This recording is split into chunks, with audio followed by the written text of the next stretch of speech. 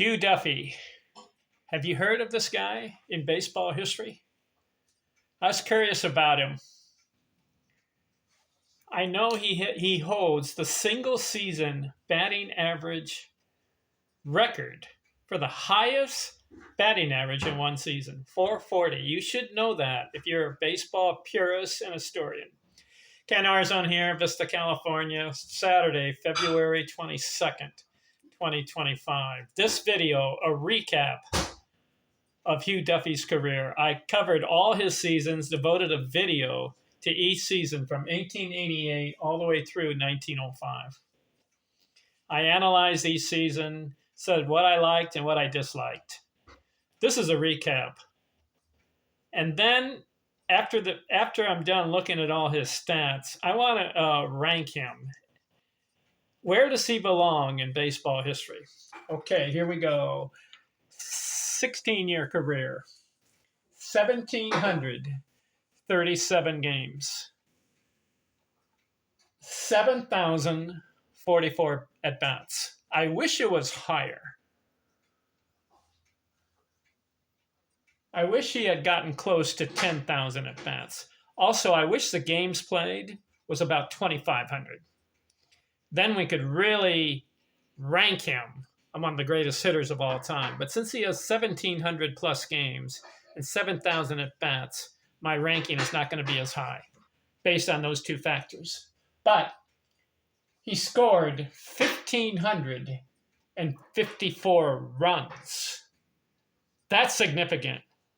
I mean, you get over 1,500 for a career, even if you play 20 or 25 years. That's noteworthy. I count as far as 100 runs scored seasons. 1, 2, 3, 4, 5, 6, 7, 8, 9 of them out of 16 years.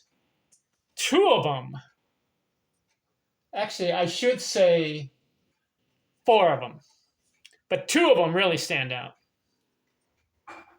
1890, he scored 161 runs in 137 games. 161.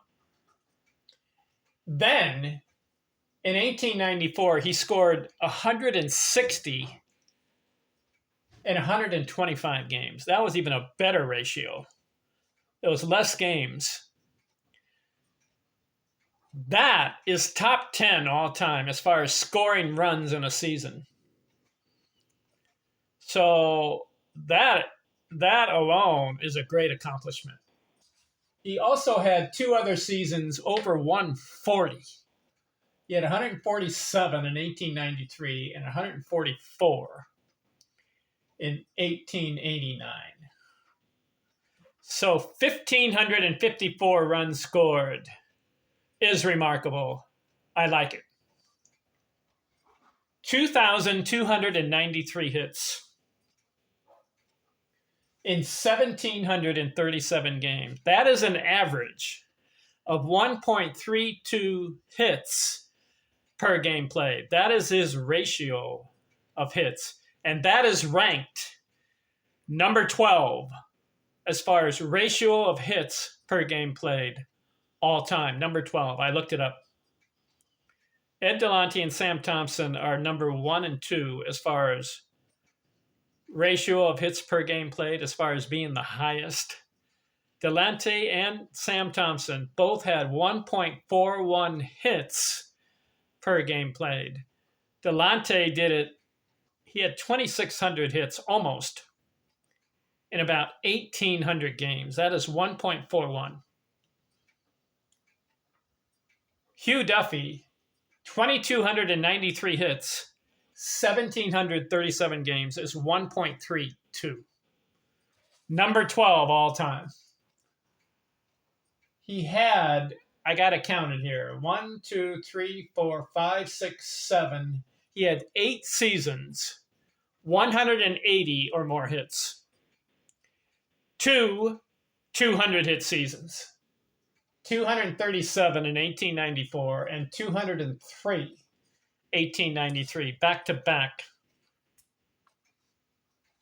325 career doubles.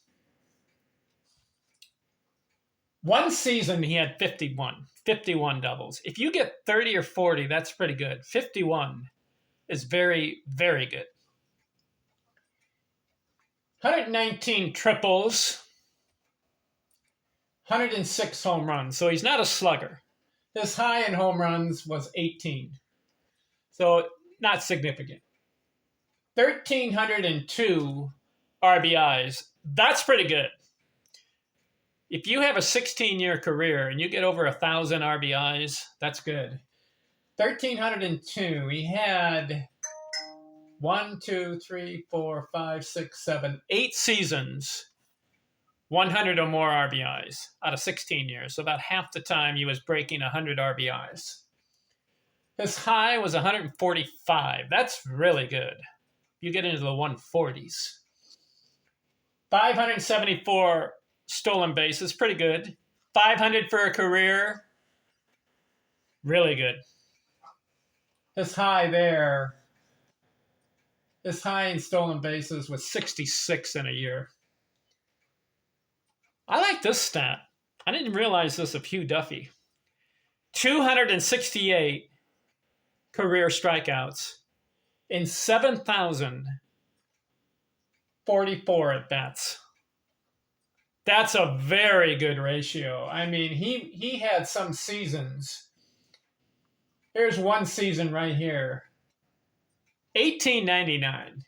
He had 588 at-bats, yet he struck out 13 times. That's really good. So his ratio, so he didn't strike out that much. Contact hitter.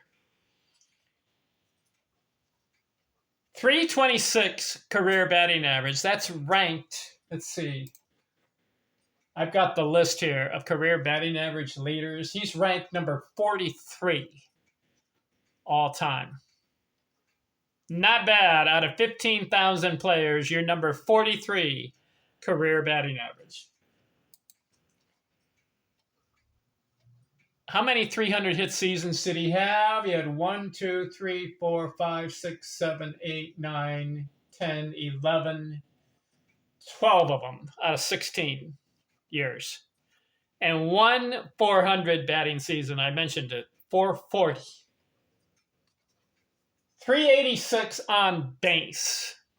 Fell short of the career 400 on base. That would be a mark that you should aspire to. 400, 40% of the time on base. He was 386, so he fell short there. 451 slugging. He's not a slugger. 3,174 total bases in 16 years. I count only one season over 300 total bases. 374 he had. So let's evaluate Hugh Duffy's career. Where does he belong among the great hitters of all time? Top 30. I don't know what number. I think there are 30 other guys who are better hitters than him. Here's what happened in his career. I mentioned that he had 12 seasons over 300, but some of those seasons didn't play that many games. So that 300 batting average is not really a mark that you can look at. He kind of stuttered toward the end of his career. He had a 298, a 279, a 283 out of some of those seasons. And he didn't play as much toward the end of his career. He stopped playing at age 39. But really, at age 34, he kind of gave it up. Because in 1901, he was 34. 1902 and 1903, he didn't even play.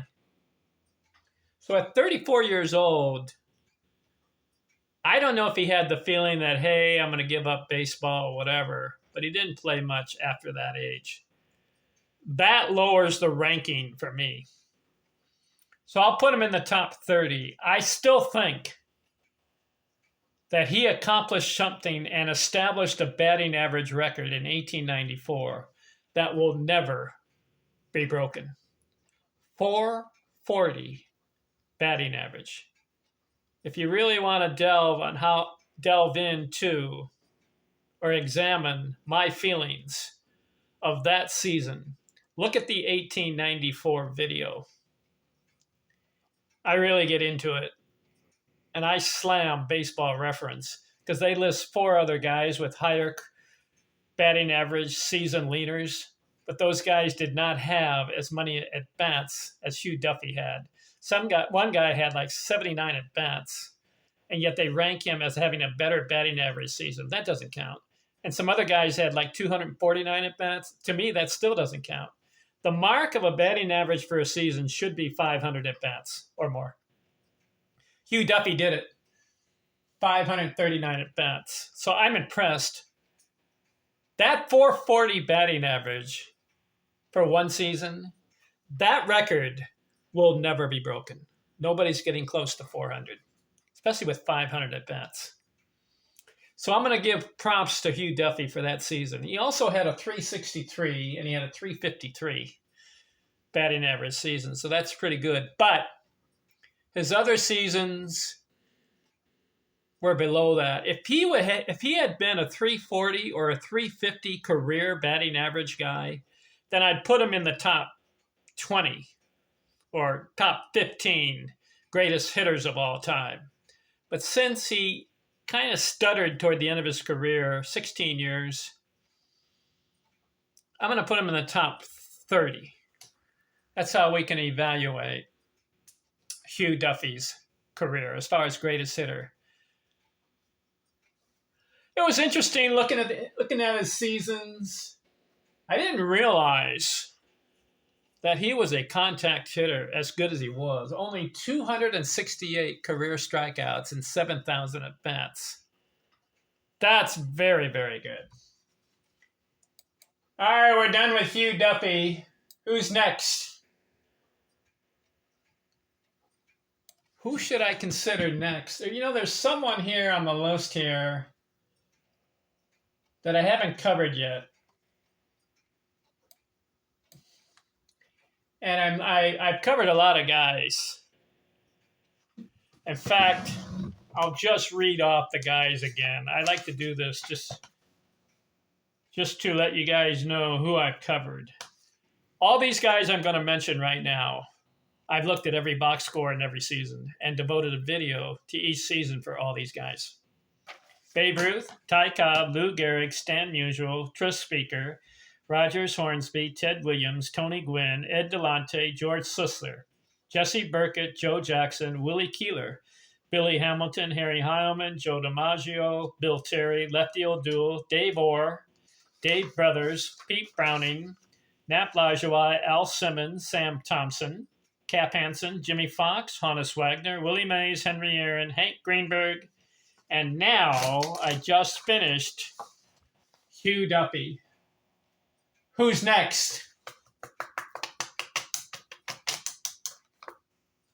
I'm looking at the list here. I like guys with high career batting averages. How did they do it? And if they're in the Baseball Hall of Fame. There's a guy ranked 30th on the list. His name is Eddie Collins. Have you heard of him? 333 career batting average. And you know what he did? He played 25 years. 333? How did he maintain that? Also, he's got 3,315 career hits. I got to look at Eddie Collins. He's next. Talk to you later. I'm out.